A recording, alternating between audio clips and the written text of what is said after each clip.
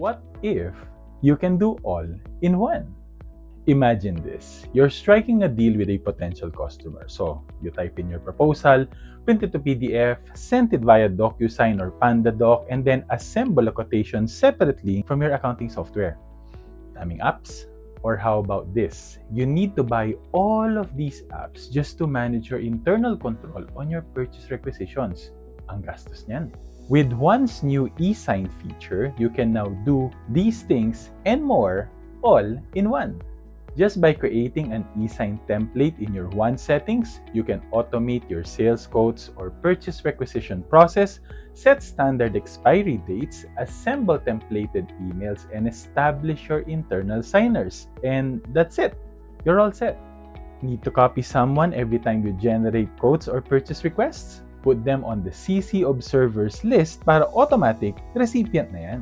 Need to include a contract, engagement letter, or terms and conditions on your quotations? Upload them as append PDFs in your template or include them as external attachments when you assemble your quotes para pag nag-send ka sa client, nandiyan na lahat. Kailangan mag-follow up? Just set reminders in your template and let One do the chasing for you. Walang sayang na deal kasi nakalimutan or nahihiya kang tumawag. Need multiple people to sign for approval? Sure! You can even set a hierarchy kung sino ang dapat maunang pumirma. And best of all documents signed using One's e-sign feature are legally binding kasi kumpleto ang audit trail, may proof of intent at may document ID. Just create a quote or a purchase request, drag the fields for name, date, and signature, and then send it for signing. They don't even need to be a One user just to sign your document. Need to purchase something?